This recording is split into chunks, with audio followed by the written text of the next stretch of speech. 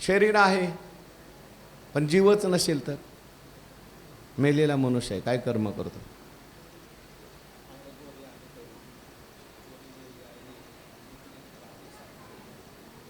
अंग गोरे आणि तरुणे वरी लिहिले आहे लेणे, पण प्राणच नाही त्याच्यामध्ये, जीवच नाही त्याच्यामध्ये, कर्म घडतंय का? मग आपल्याला कर्म करावं लागतं, त्याला स्मशानात न्यावं लागतं, त्याला क्रियाकर्म करावं लागतं, आहे की नाही? पण असं म्हणतात मेलेल्या शरीरात सुद्धा नखं वाढतात आणि फुगतं ते शरीर मेल्यानंतर, तो प्राण करतो कार्य. धनंजय नावाचा प्राण कार्य करतो. जीव आहे म्हणजे जीव पाहिजे कर्म करायला. बरं जीव आहे, शरीरही आहे, कर्म घडण्याकरता आणखीन काय पाहिजे? इंद्रिय पाहिजे.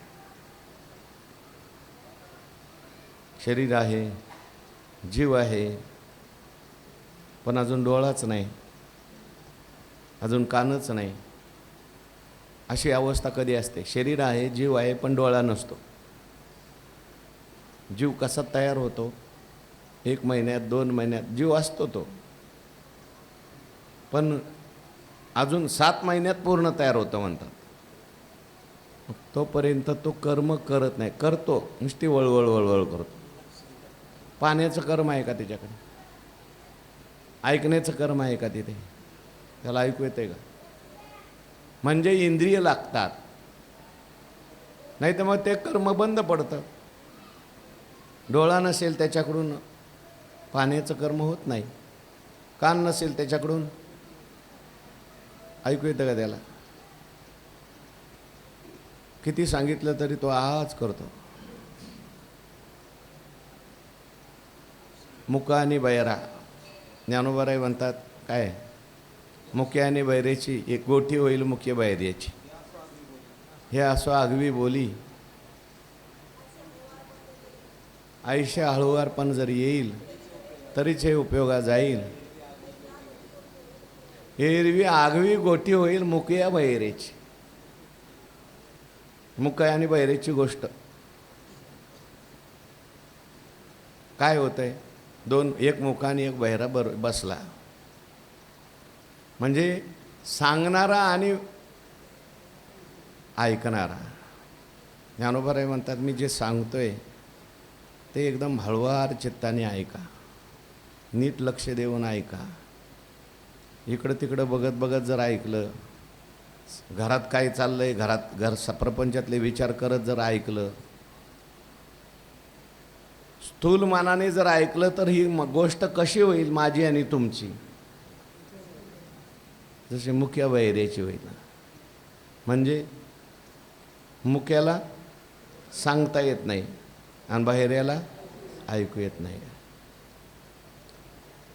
म्हणजे इथे आता मुक कोणाला म्हणायचं आणि बहिरं कोणाला म्हणायचं? सिद्धांतात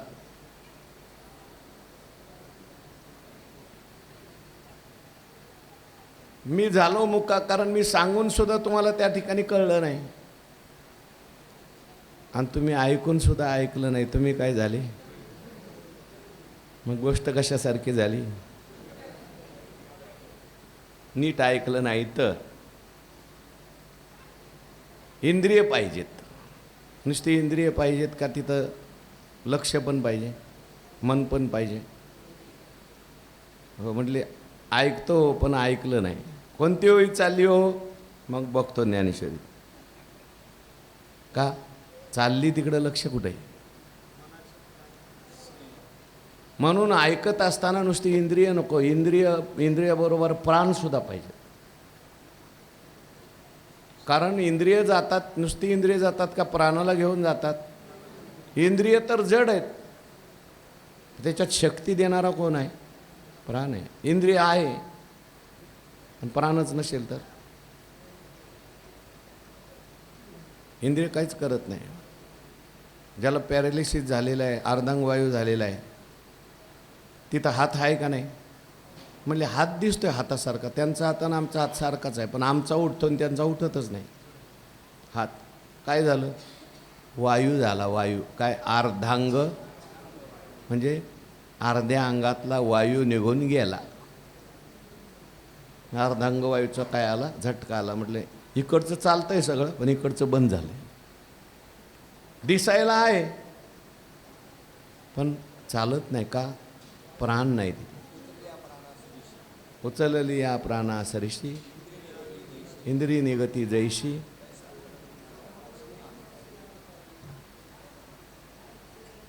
बाहेर जेव्हा जातात हे शरीराला सोडून, तेव्हा त्यांच्याबरोबर कोण असतो? प्राण असतो. तेवी मनशष्टा यया इंद्रिया ते धनंजया, देहराजने देहापासून गेला. म्हणून इंद्रिय पाहिजेत, शरीर पाहिजे, प्राण पाहिजेत कर्म घडण्याकरता. हा एक विचार करा. पण मूळ सिद्धांताचा विचार काय चाललाय? कशाकरता चाललंय सगळं? कशाकरता चाललंय? आत्मा करता नाही, हे सगळं करणारे आहे. हे माझ्या ठिकाणी नाही आणि मी हा नाही. हे द्रौपद लक्षात ठेवा. ही सगळी पोथी कशाकरता चालली?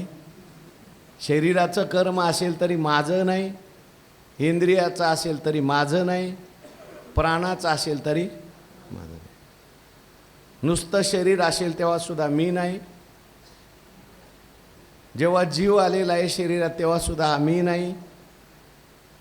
जेव्हा तो पाहतो, ऐकतो, सगळं काही करतो तेव्हा सुद्धा ज्ञानी म्हणतो मी नाही पाहत. कोण पाहतं मग? इंद्रिय आणि इंद्रियार्थेषु वर्तन. तोही नेत्री पाहे, श्रवणी ऐकत आहे, परी तेथीचा सर्वथा नोहे नवल ऐके. हा नैव किंचित करोमीति युक्तो मन्येत तत्त्ववित्, पश्यन् शृण्वन् स्पृशन् जिघ्रन् अश्नन् स्वपन्. हे सगळ्या क्रिया तो करतो, पण मी करत नाही असा त्याचा निश्चय असतो. शरीर करतंय, इंद्रिय करतात, प्राणाच्या सुद्धा क्रिया ज्या काही घडतात, क्षुधा, तृषा, प्राणाच्या क्रिया आहेत. पंचप्राण सांगितलेले आहेत. त्याच्यामध्ये प्राण, अपान, व्यान, उदान आणि समान. म्हणून आहुती देताना आपण प्राणामध्ये आहुती देतो. पंचप्राण. प्राणाय स्वाहा घेतला एक घास, अपानाय स्वाहा घेतला दुसरा घास, व्यानाय स्वाहा, उदानाय स्वाहा, समानाय स्वाहा, असं म्हटलं की झालं पंचयज्ञ. 5 प्राणात आहुती. प्राण म्हणजे अग्नी आहे. प्राणाच्या जोड भाती, फुंक फुंकोनी अहोरात्री. करणारा कोण आहे? प्राणाच्या जोड भाती, फुंक फुंकोनी अहोराती. कोण?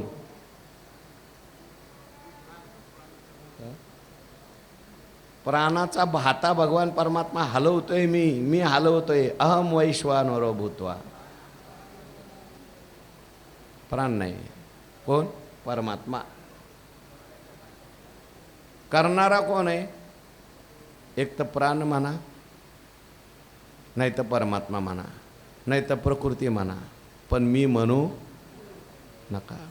जेवलं तरी मी जेवलं म्हणायचं, म्हणलं तरी जाणून म्हणायचं. दुर्वासुरशी खाल्लं तरी मी खाल्लं म्हणतात का? काय तो जेविलाची उपवासी म्हणे. राम राम म्हणे ग्राशी, तो जेविलाची उपवासी. घासाला राम राम म्हटला तर तो राम राम म्हणत जेवला, त्यामुळे तो म्हणतो मी जेवलो नाही, राम जेवला. क्षुधा, तृषा इत्यादी धर्मसुद्धा देहाचे आहेत असं तो जाणतो. श्वासोश्वासादी क्रियासुद्धा या घडतात, या देहामध्येच घडतात, प्राणामध्ये घडतात, माझ्यामध्ये घडत नाहीत असं तो मानतो. जे तत्वज्ञानी याच्या ठाई प्रकृती भाव नाही, जे तर कर्म जात पाही निपजत असे. ते रामतीर्थ नावाचे संत होऊन गेले. ते भूक लागली की म्हणायचे रामला भूक लागली.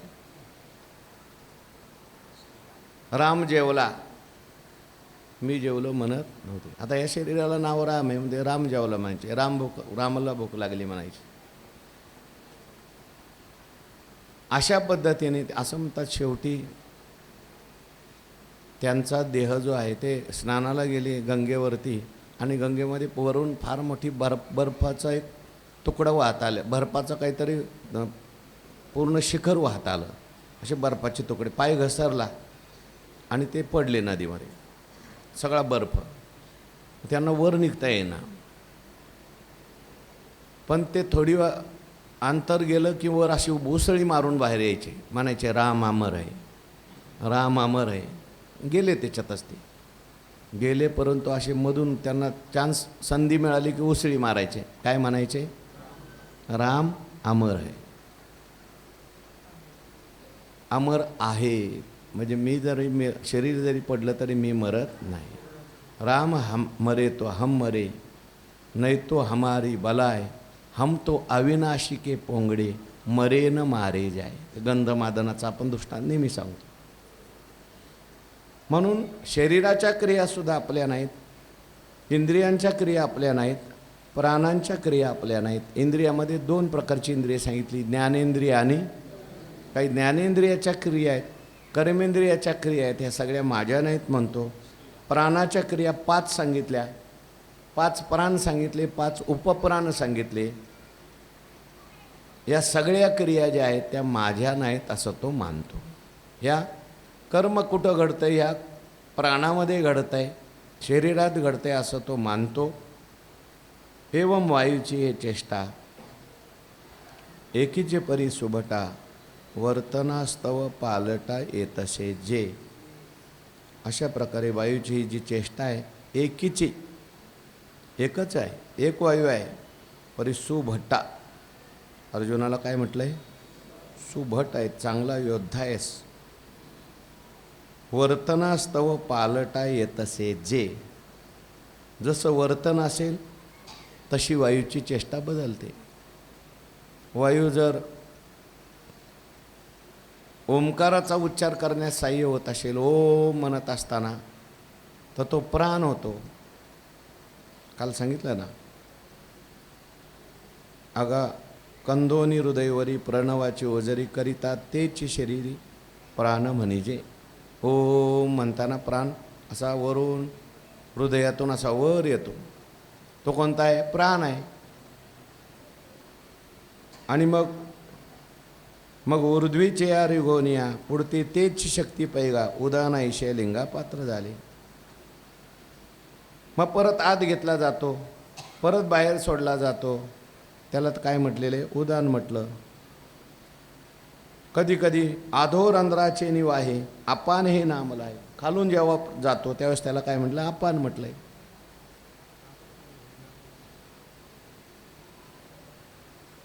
म्हणून प्राण जाताना वरून गेले पाहिजे. माणसाला जे मरायला लागला मनुष्य मरणासन्न असेल तर त्याला शक्यतो झोपू देऊ नये, त्याला उठून बसवायचं. उठून बसवतात, असं टेकून बसवतात आणि मांडी घालून बसवतात. का? प्राण खालून जाण्यापेक्षा कुठून गेला पाहिजे? वरून गेला पाहिजे.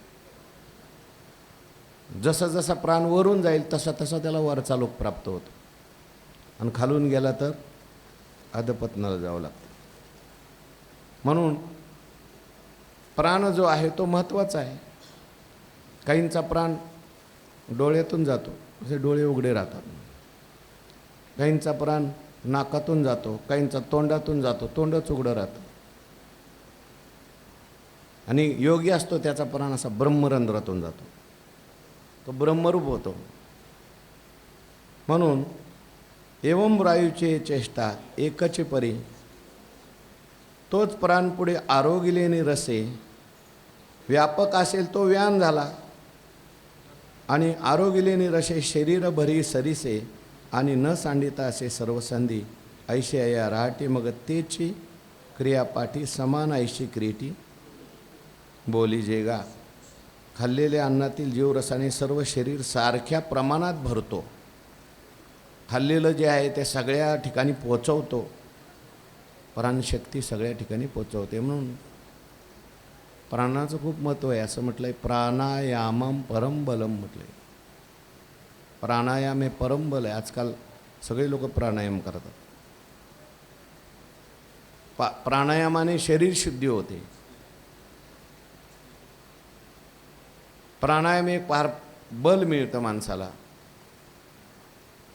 म्हणून हे प्राण खूप महत्त्वाचे आहे. कारण ते प्राणशक्ती जी आहे ते शरीर चालवण्याकरता खर्च होते. जेवढे आपण जपून वापरू तेवढे त्या ठिकाणी हे प्राण आपल्याला उपयोगाला येतात. पुढे आपल्याला भगवंतानी जे आयुष्य दिलेलं आहे ते सुद्धा श्वासावर दिले असं म्हणतात.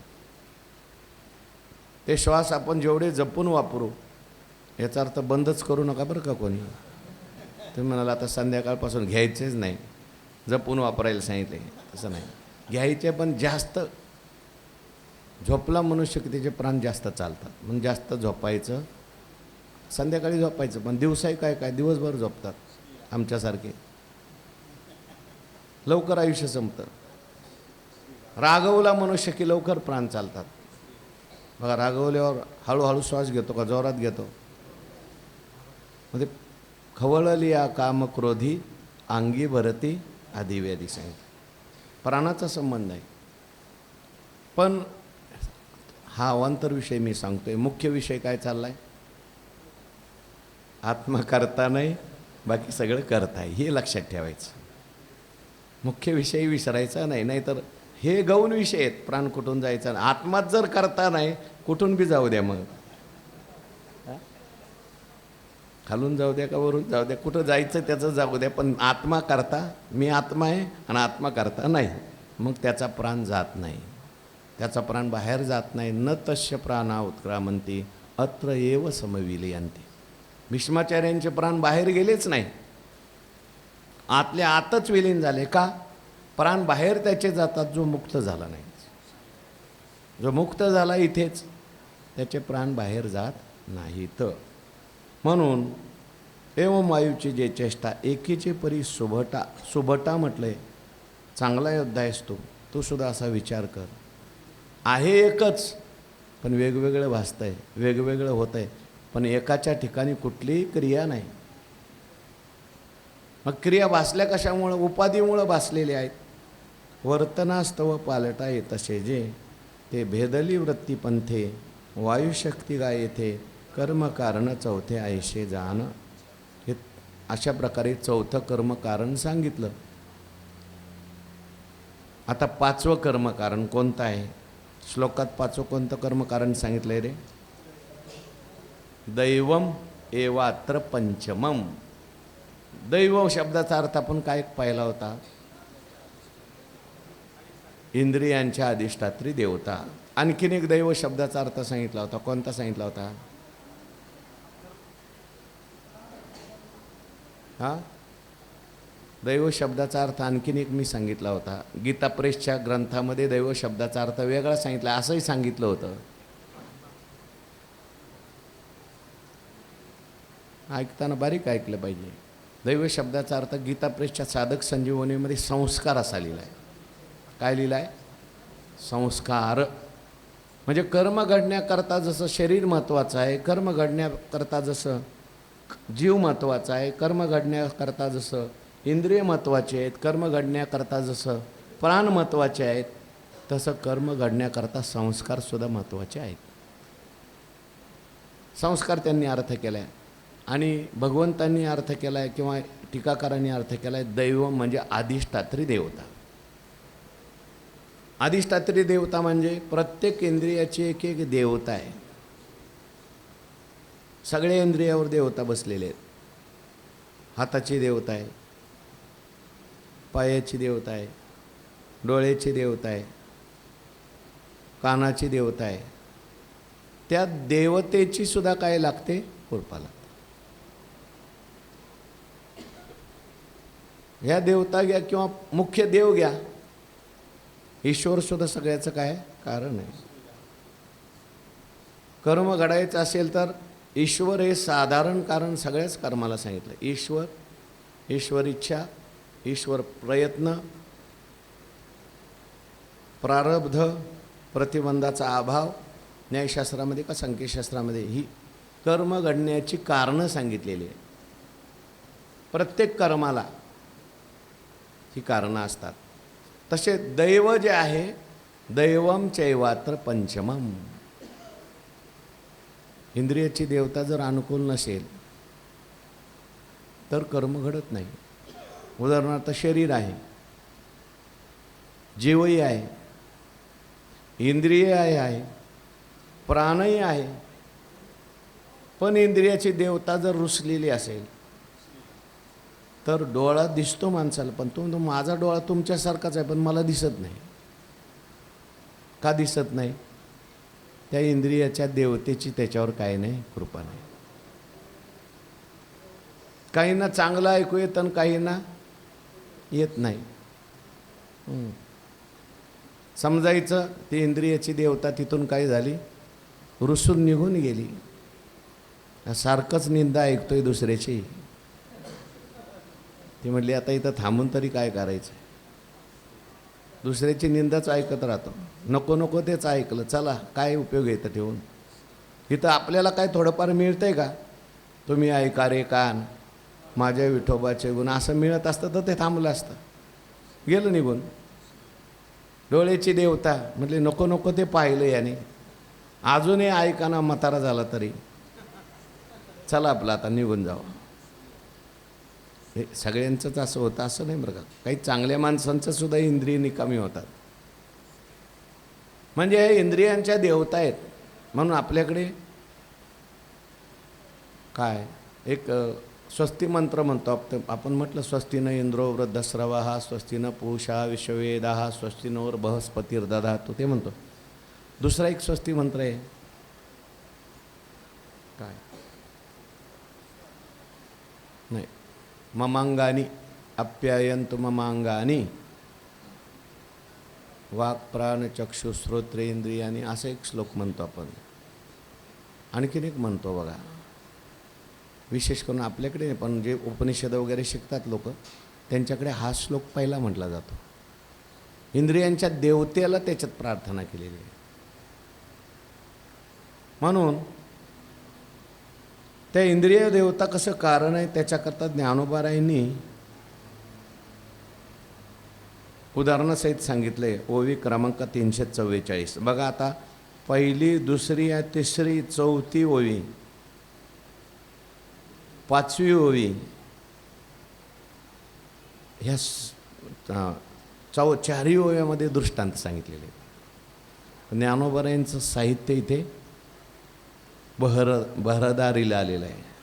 ज्ञानेश्वर महाराजांची पद्धत आहे सांगायचं, पण सांगत असताना वाचे बरवे कवित्वे आणि मग पुढे परततो. साहित्य सोनियाच्या खाणी.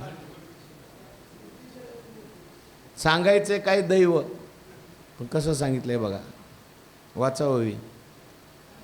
आणि ऋतू बरवा शारदू, शारदी पुढती चांदू, चंद्री जैसा संबंधू पौर्णिमेचा. काय सांगायचं आहे, विषय काय चालला आहे, दैव सांगायचं आहे. दैव हे कर्माला कारण आहे, आत्मा कारण आहे हे सांगायचं. पण दैव याच्यात कुठं दिसतंय का तुम्हाला दृष्टांतात? आता याच्यातलं दैव शोधा, सांगा मला कुठं दैव आलंय. काय ओवी काय, ऋतू बरवा शारद. शरद ऋतू कसा आहे, चांगला आहे. शरद ऋतूला चांगलं काय म्हटलं हो? हां, शरद ऋतू कधी येतो? त्याच्या अगोदरचे ऋतू कोणते आहेत? ऋतू किती आहेत? 6 ऋतू आहे. कोणते कोणते?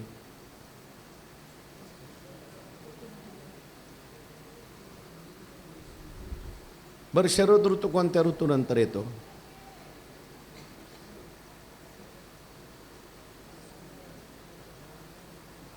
शरद ऋतू अश्विन कार्तिक, म्हणजे पावसाळ्यानंतर. पावसाळा संपल्यावर येतो ना, पावसाळा संपल्यावर येतो, आकाश स्वच्छ होतं, निरभ्र. पावसाळ्यात आकाश ढगाळ असतं.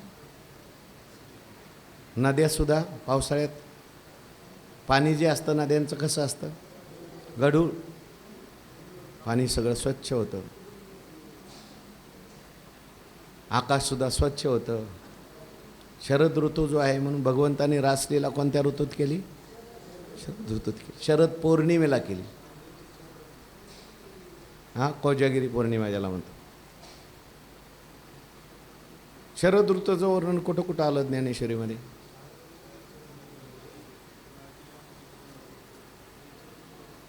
बरं, शारदीचे चंद्रकळे. आणखीन शरद ऋतूमध्ये सगळं स्वच्छ आहे, शरद ऋतूमध्ये पाणी स्वच्छ आहे, शरद ऋतूमध्ये आकाश स्वच्छ, म्हणून ऋतू बरवा शारदू. पुढचं महत्त्वाचं आहे, नुसता शरद ऋतू आहे का शारदी पुढती चांदू. चंद्रसुद्धा पाहिजे शरद, नाही तर अमावस्याचा शरद ऋतू काही कामाचा नाही. चंद्र आहे, नुसता चंद्रच आहे का पौर्णिमा आहे? चंद्री जैसा संबंधू पौर्णिमेचा. शरद ऋतू आहे, आकाश स्वच्छ आहे, त्याच्यानंतर चंद्र आहे आकाशामध्ये, आणि चंद्रामध्ये पौर्णिमा आहे. पुन्हा शरद पौर्णिमेचा दिवस आहे. आता याच्यात दैव सांगायचं आहे. बोला, हा दृष्टांत आहे. काय सांगायचं याच्यात? दैवम चैवात्र पंचमम. बोला, याच्यात दैव कुठं सांगितले?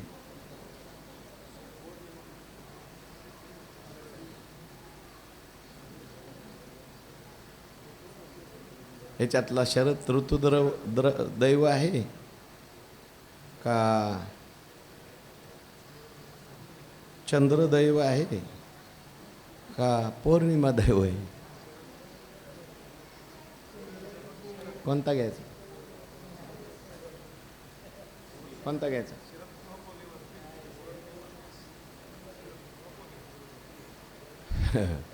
बघा, चंद्र नेहमीच असतो, पौर्णिमा नेहमीच येते.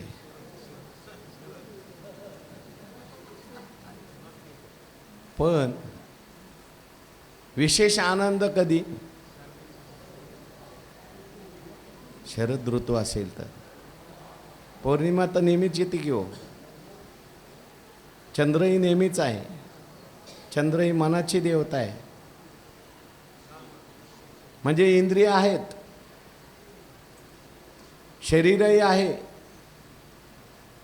पण शरद ऋतूमध्ये पौर्णिमेचा चंद्राचा विशेष महत्त्व आहे. तो जसा आल्हाददायक होतो. शारदेचे चंद्रकळे माझे अमृतकण वेचती.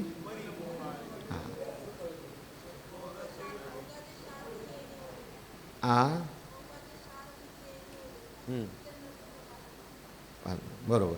आता बघा, दृष्टांत आहे. हा सिद्धांत कोणता आहे बघा? इंद्रिय प्रौढी मंडळा शृंगार एकची निर्मळा, जे अधिष्ठात्रिया का मेळा दैवतांचा जो. हा सिद्धांत आहे. म्हणजे इंद्रिय प्रौढी मंडळा, इंद्रिय सगळी व्यवस्थित आहेत, पण इंद्रियांना शृंगार एकची निर्मळा, त्यांना शृंगार प्राप्त होतो इंद्रियांना. कधी? जे अधिष्ठात्रिया का मेळा दैवताचा जो. अधिष्ठात्री देवता असेल तर बुद्धी आहे, मनही आहे, इंद्रिय आहेत, शरीर आहे. पण अधिष्ठात्री देवता नसेल तर त्या इंद्रियात काहीच नाही उपयोग. त्या इंद्रियाची शक्ती क्षीण झालेली असते. जसं चंद्र आहे, पौर्णिमाही आहे, पण शरद ऋतू आल्यानंतर जसा तो चंद्र जो आहे तो विशेष त्या ठिकाणी, असं म्हणतात शरद पौर्णिमेला एकदम जवळ येतो पृथ्वीचा चंद्र, आणि म्हणून त्याच्यातून अमृताचा कणाचा काय होतो? वर्षा होतो. तसं इंद्रिय आहेत, शरीर आहे, परंतु इंद्रियाची जी अधिष्ठात्री देवता आहे ती मुख्य त्याला कारण आहे. ग्रहणशक्तीला